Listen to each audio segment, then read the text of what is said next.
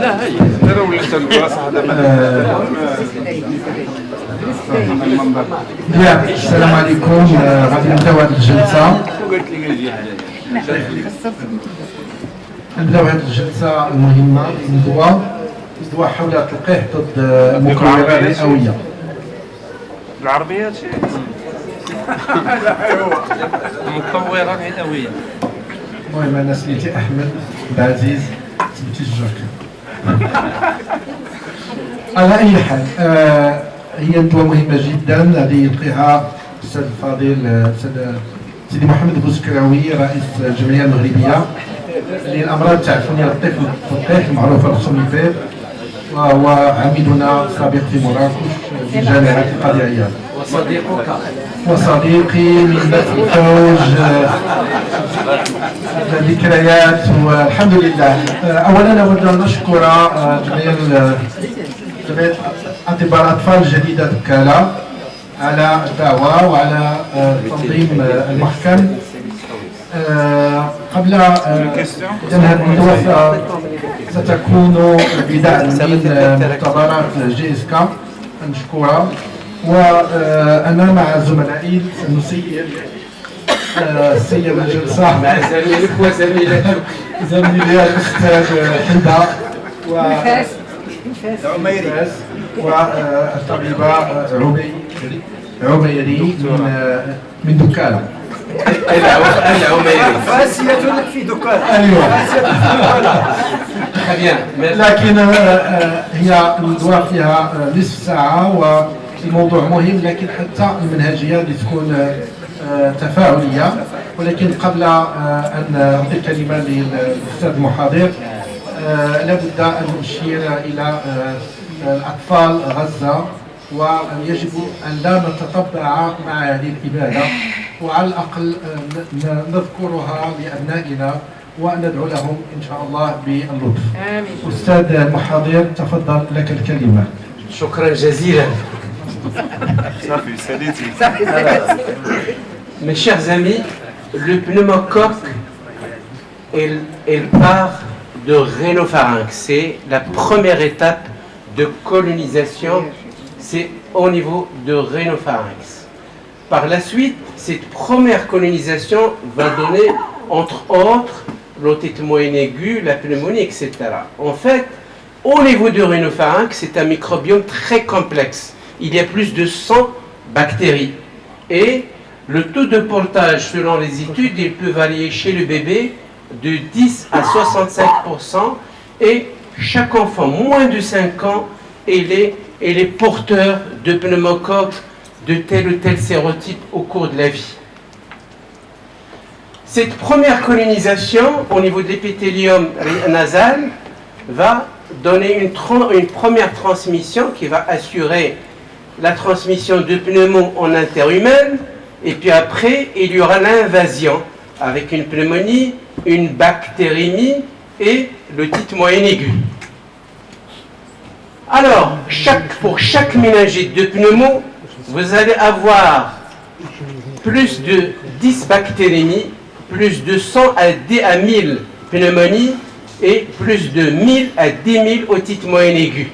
Et bien sûr, la sévérité, heureusement, la méningite, bien sûr, il est plus sévère que l'otite moyenne aiguë, mais sur le plan santé publique, les bactérémies et les pneumonies vont augmenter le coût et les hospitalisations, et au niveau des otites moyennes aiguës, il y aura le coût, beaucoup de prescriptions d'antibiotiques, et donc ça favorise l'augmentation de la résistance aux antibiotiques. Alors voilà, je vous donne 2 minutes pour scanner, s'il vous plaît. C'est ce qu'on a pris parmi les rares avantages de Covid, rapidement. Je rappelle que mes collègues de Jadida, ils m'ont donné un certain nombre de questions que j'ai mis en interactivité et auxquelles on va répondre ensemble. Je ne vais pas faire un truc classique. Ah, non. C'est des trucs classiques. Ils m'ont donné 4-5 questions auxquelles je vais répondre, et le temps, je le maîtrise, il n'y a aucun souci. Allez-y, allez-y, allez-y. J'ai besoin d'une dizaine, quinzaine de personnes pour susciter l'interactivité. Anonyme. C'est anonyme, Monsieur le Président. D'accord. N'ayez pas peur. Et les gens qui n'arrivent pas à scanner peuvent répondre dans leur tête. L'essentiel qu'on interagit ensemble, j'ai rien à vous faire apprendre. Et sur le champ, on va discuter ce qui est exact, ce qui est faux, et ça nous permet de faire un feedback pédagogique sur le champ. D'accord? Très bien, allez-y, allez-y, allez-y, allez-y, allez-y, ça va venir, j'ai besoin d'une vingtaine. Ça avance. La vaccination contre le pneumocoque reste toujours d'actualité. D'accord? Alors, le pneumocoque comprend plus de que le vaccin, plutôt le pneumocoque, en tant que bactérie, il a plus de 80 sérotypes, plus de 90 sérotypes, plus de 100 sérotypes. À votre avis? Allez-y, ne parlez pas à haute voix s'il vous plaît. Vous pouvez discuter en binôme, d'accord, pour faire un travail de petit groupe, mais, d'accord, voilà. Alors en fait, c'est entre 91 et 94 sérotypes. Hein. Voilà. Pourquoi je vous pose cette question? Pour vous dire que le vaccin, on ne peut pas mettre tous les sérotypes. On ne met dans le vaccin que les sérotypes les plus virulents, les plus incriminés dans la pathologie pédiatrique. Voilà, le pneumocoque, d'accord, et donc combien de sérotypes suffit-il pour les vaccins? C'est un problème qui n'est pas encore réglé, d'accord, c'est toujours d'actualité. Et pour vous dire, ce pneumocoque, il a un pouvoir dit d'invasivité. Le pneumocoque peut tout simplement coloniser. Le pneumocoque peut coloniser mais donner des maladies non invasives comme la pneumonie, la sinusite, l'otite. Il peut coloniser en donnant les infections invasives comme la méningite, la bactérémie. Mais en fait, ce n'est pas toujours vrai. À un moment X, surtout chez les immunodéprimés, il n'y a pas de pneumocoque de simple portage. Les vaccins conjugués contre le pneumocoque qui existent au Maroc sont le 10, le 13, le 15, le 20, le 21. Allez-y.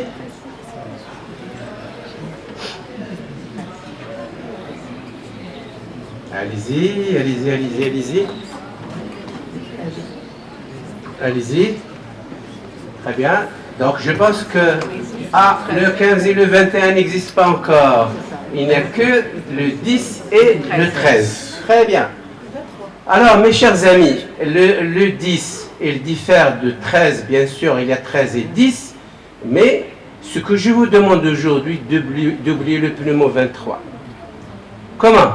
Ce pneumo 23 ne donne pas d'effet mémoire. Ce pneumo 23 n'agit pas sur le portage de l'enfant. Ce pneumo 23 donne, lorsqu'on fait un rappel, ce qu'on appelle un phénomène d'hyporéactivité, la diminution de taux d'anticorps dès le premier rappel. D'accord? Et donc, sur le plan pratique, c'est un vaccin à oublier. D'accord? On l'a fréquemment utilisé chez les immunodéprimés, dans d'autres situations, chez l'adulte. Donc, il n'y a aujourd'hui de la place que pour les vaccins conjugués contre le pneumocoque. Voilà, la recherche est ouverte, on va parler bientôt de vaccins de 15, de 20, de 24, etc. Mais sachez une chose, il y a les défis dans la fabrication des vaccins antipneumococciques. C'est que, maintenant, on augmente les sérotypes, l'immunogénicité risque de diminuer. Parce qu'on a l'impression qu'il y a une sorte de compétitivité vers les sites. D'accord? Et je pense que les nouveaux vaccins doivent pallier à ça. D'accord? Dans la vaccination contre le pneumocoque, le schéma vaccinal validé est 2 plus 1, normalement 3 plus 1, 3 plus 0, ou je ne sais pas. Si vous ne savez pas du tout simplement, je ne sais pas. D'accord?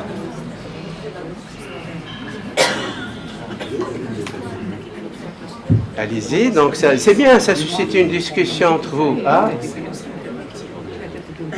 En fait, le meilleur schéma en dehors d'un terrain d'immunodépression, c'est 2 plus 1, et il faut observez la durée de 2 mois entre les 2 premières doses. AM2, AM4 et AM12. D'accord? Si vous faites 2+1, ne faites pas les 2 premières doses à 1 mois d'intervalle. Mais plus. Lorsque vous allez élargir cet intervalle, vous allez augmenter l'immunogénicité. Non, je dis, donc entre la première et la deuxième dose, il y a des gens vraiment qui ne viennent pas après 2 mois de... Ça, c'est la discussion de la vaccination de rattrapage, ça. D'accord? Voilà, c'est 2+1. Le Maroc, il a commencé là, lui aussi par 2+1 avant que ce vilain vaccin chinois n'ait été introduit dans notre programme national de vaccination. Moi, je dis mon avis, hein. C'est pas un bon vaccin, je le dis. D'accord? Alors, les Anglais sont allés même vers 1+1. Les Anglais sont allés maintenant vers 1+1. Ils ont comparé avant le Covid et après le Covid. Il n'y a pas de différence. Mais qu'est-ce que le farq entre 2+1 et 1+1? Les Anglais, hein? Non, tu fais 2 mois et tu fais 12 mois. Toujours le rappel, il est 1+1. Je le rappelle, l'intérêt de rappel. Dans la vaccination contre les pneumocoques, il existe une immunité de groupe, un phénomène de remplacement, le rattrapage, plutôt le rappel est inutile. Excusez-moi, le rappel est inutile. Alors, qu'est-ce que vous allez cocher? Allez-y, rapidement. Rapidement. Allez-y. Je pense que... Hein? Alors, pas tout le monde a répondu. Non, le rappel, il est utile. C'est fondamental, je vais revenir à ça. Alors, l'immunité de groupe, on va en discuter, oui. Le phénomène de remplacement, mais oui, les vaccins conjugués contre le pneumocoque, leur problème actuellement, c'est ce fameux phénomène de remplacement.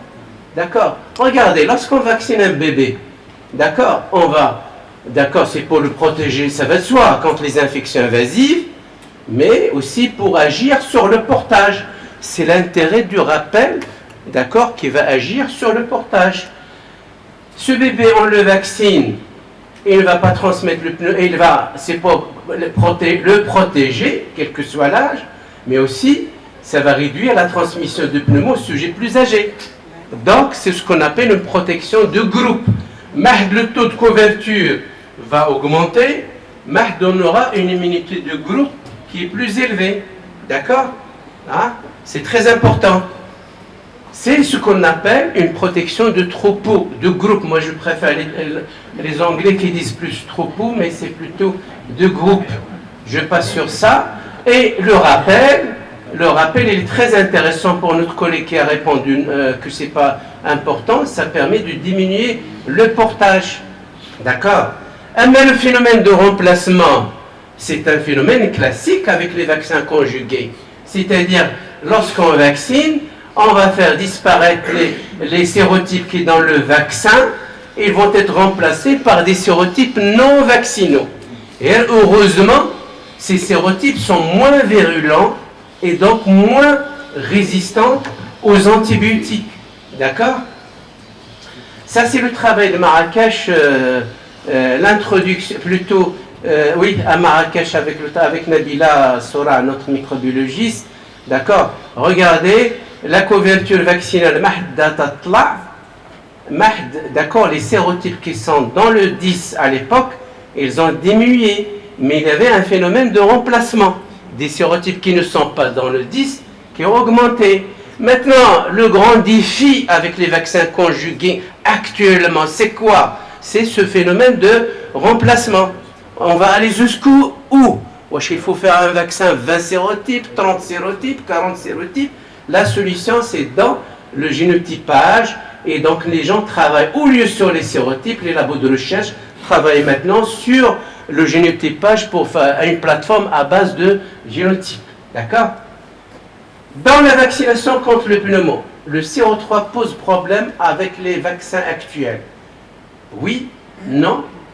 Je ne sais pas. Allez-y. Vous savez, on vaccine, on fait disparaître les sérotypes vaccinaux, mais il y a certains sérotypes qui continuent toujours qui nous font défi, qui posent toujours problème.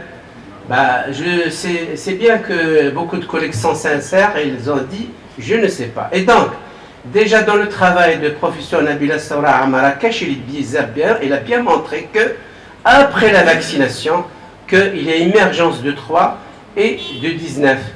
Ça c'est vrai c'est pas qu'avec le 10, mais aussi avec le 13. D'accord? Je vous explique. Regardez, ce travail-là aussi, très bien sur le plan scientifique. Regardez, que ce soit le 13, que ce soit le 10, il y a toujours le 3 qui émerge. D'accord? Et même chez les Espagnols adultes, malgré la couverture vaccinale élevée chez les enfants, on s'attendait que ces sérotypes vont chuter chez les adultes. Non, le 3, il est toujours là. Alors, ce méchant 3, sérotype 3, il est là. Regardez comment il est très muqueux. D'accord? Il a une capsule très épaisse, ce qui fait qu'il résiste très bien à la phagocytose. D'accord? Même le 13 fait le 3, mais le 13 il n'agit pas comme même le 3. D'accord? À cause de ces problèmes-là. La vaccination contre le pneumocoque permet de prévenir la résistance aux antibiotiques. Question très simple. Oui? Non? Je ne sais pas.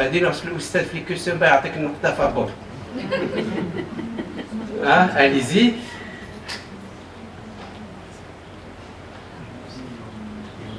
Vous savez, la résistance aux antibiotiques, ça permet les 10 premiers problèmes de santé pour l'OMS. Et la vaccination, c'est un outil de lutte contre la résistance. Donc, je suis d'accord que la majorité des collègues qui ont voté, qui ont dit oui. Regardez, normalement, l'antibiothérapie, vous savez, au niveau des rhinopharynx, l'épidémiologie connaît vraiment une épidémiologie dynamique et complexe. Parce que l'antibiothérapie va sélectionner la résistance, surtout lorsqu'on consomme à droite à gauche des antibiotiques. Et, bien sûr, cette vaccination va renforcer l'immunité protectrice, il va inhiber la colonisation des pneumocoques au niveau du rhinopharynx, il va diminuer les sérotypes vaccinaux et va augmenter les sérotypes non vaccinaux. Le phénomène de remplacement dont je viens de parler. D'accord? Et là, déjà des études, dès l'introduction des vaccins contre le pneumocoque conjugué, on a bien montré en Afrique du Sud que l'antibiothérapie diminue la résistance. Mais s'il est couplé à une bonne politique d'utilisation des antibiotiques. Mais la l'automédication dans les antibiotiques à droite à gauche, ça ne va pas. Et donc, la vaccination et la maîtrise de l'antibiothérapie, ça permet de diminuer la résistance aux antibiotiques. Contre les infections bactériennes, on diminue la prescription d'antibiotiques et donc la diminution de la sélection des souches résistantes. Lorsqu'on vaccine, par exemple, contre la grippe, on va diminuer les infections virales, on va diminuer la prescription d'antibiotiques inappropriés, on va diminuer la prescription d'antibiotiques par surinfection bactérienne, et tout cela va aboutir à diminuer la pression de sélection sur les souches résistantes. Je passe sur ça. Les vaccins conjugués contre le pneumocoque sont interchangeables. Oui? Non? Je ne sais pas. Non, je ne sais pas.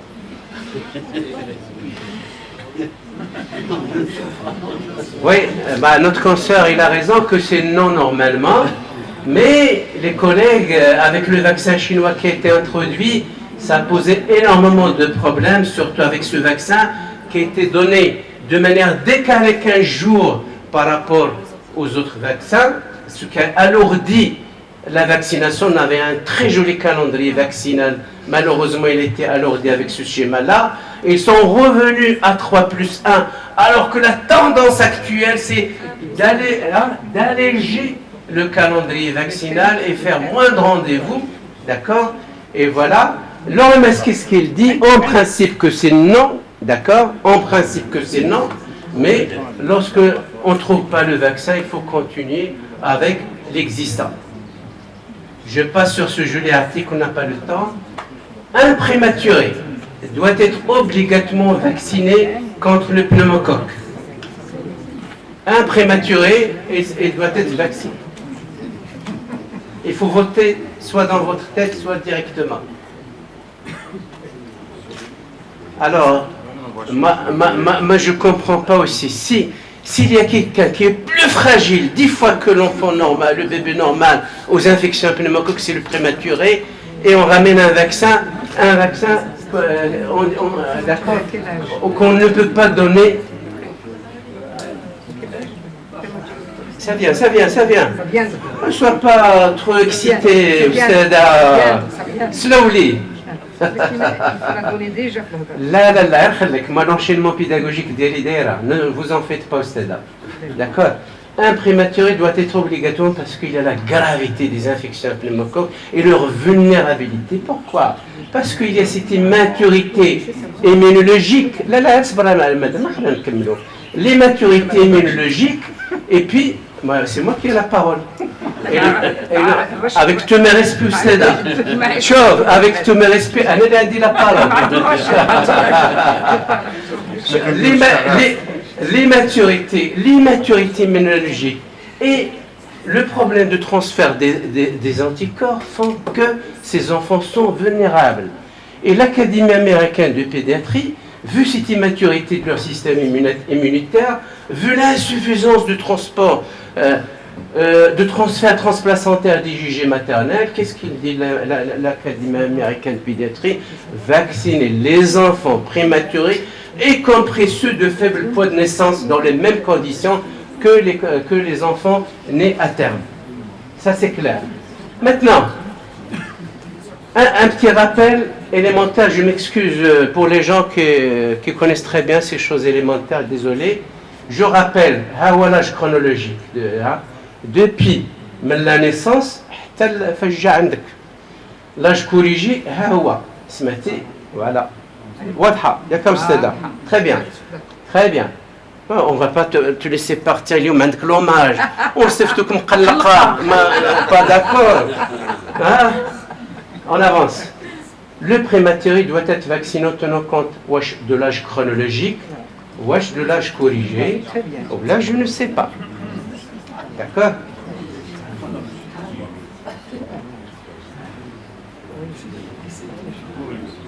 Moi j'aime bien les gens qui disent je ne sais pas, qui ne font pas les choses au pif.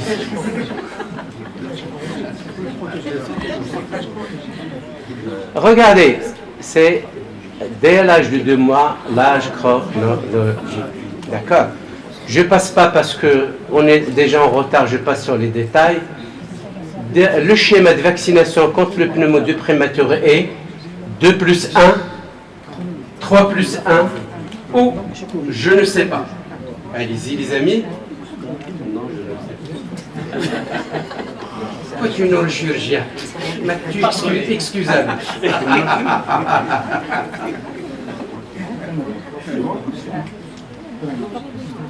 Chef de les matchs de foot qu'on jouait il y a longtemps.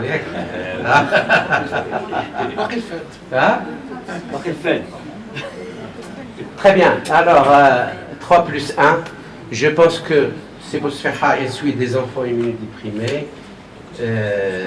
Les prématurés, c'est 3 plus 1. D'accord? Je pense que le message est clair. Et il faut s'acharner à vacciner ces enfants qui sont malheureusement non vaccinés dans les centres de santé. Expliquer aux parents l'utilité de cette vaccination. C'est très important. Les centres de santé refusent de les vacciner. C'est une autre histoire. C'est une autre histoire. Ouais, c'est une histoire. Mais des membres du comité technique de vaccination peuvent répondre à ça. Alors pour terminer, les amis, ça fait. Mon ami, c'est moi qui ai la parole. Tu es membre de bureau. Même si tu es membre de bureau, laisse-moi terminer. Alors, on termine rapidement. Il a mal à la tête.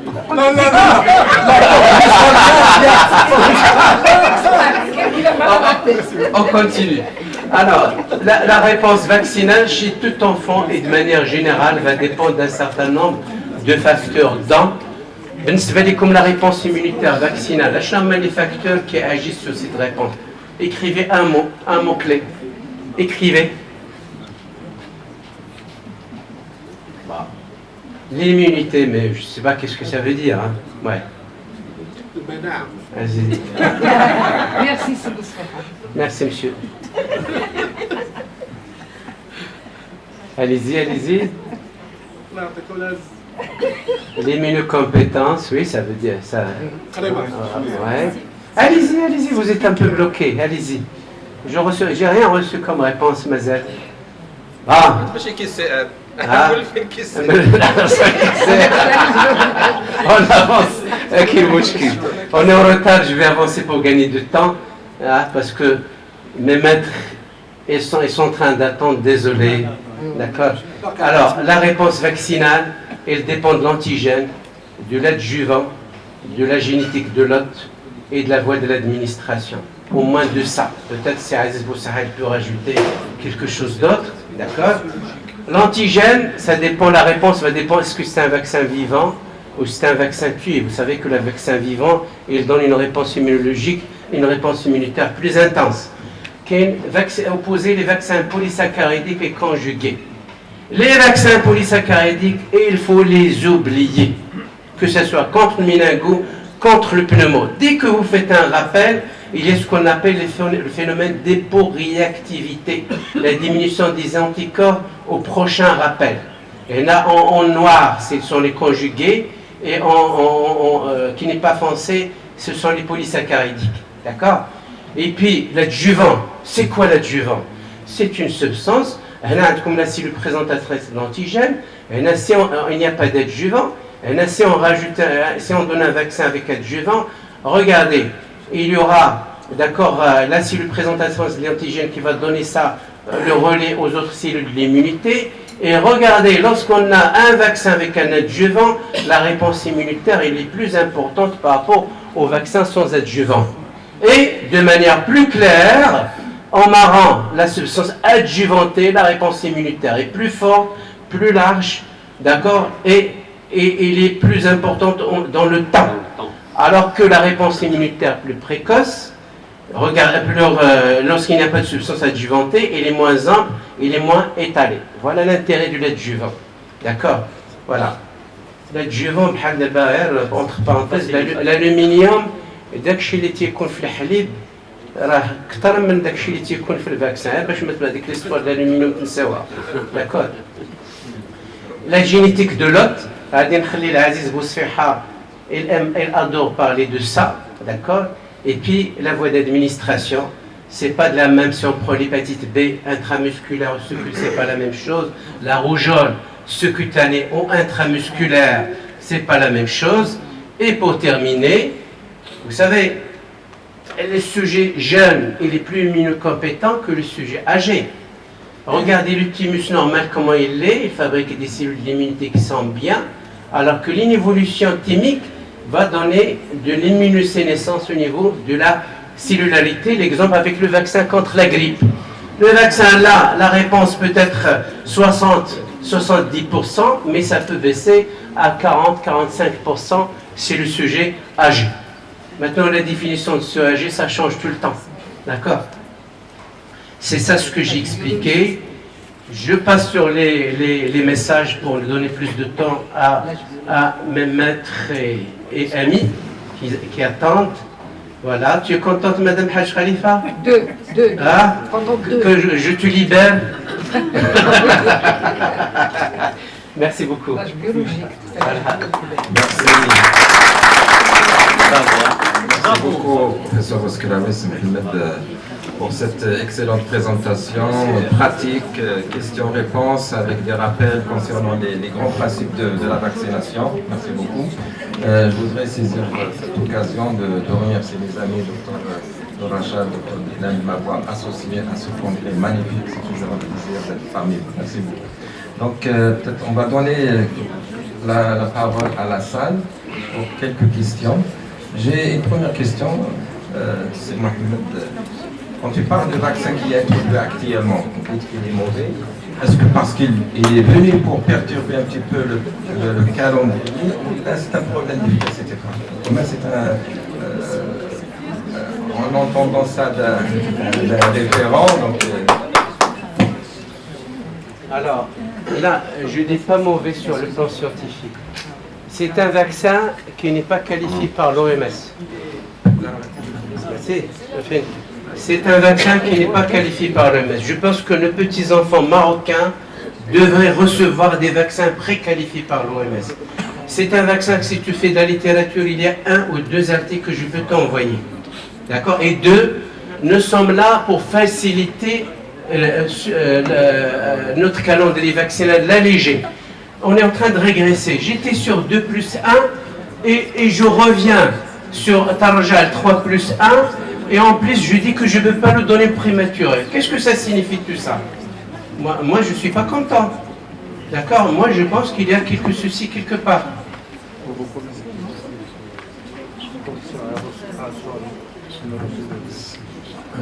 S'il n'y a pas d'autres questions, donc pour ne pas tarder davantage, c'est Rachad, vous avez une question? Une petite question. Une petite question pour le président. Avec une grande question.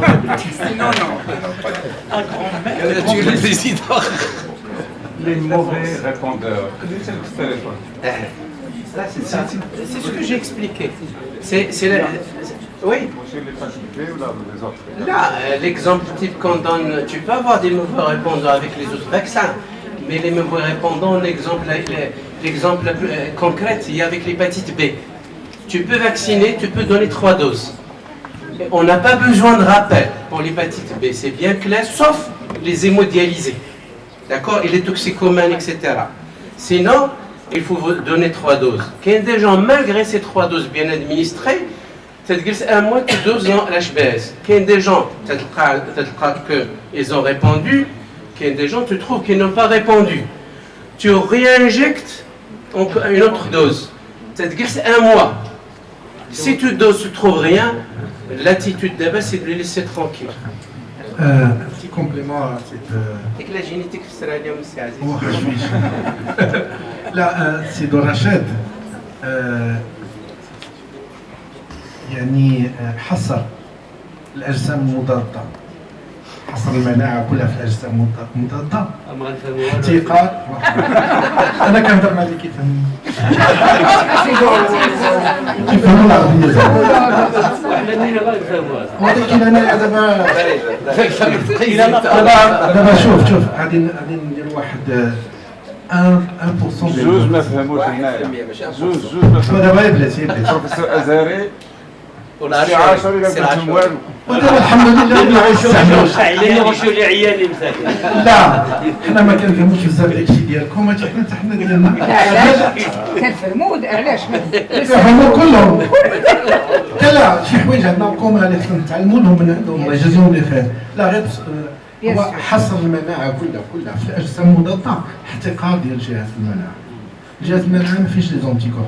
Si on ne trouve pas des anticorps anti-HBS qui témoignent de l'acquisition des veinosités, ça ne veut pas dire que les personnes ne sont pas protégées. Donc c'est l'immunité cellulaire. Bon, maintenant ce qui apparaît, c'est l'immunité sérologique, les anticorps.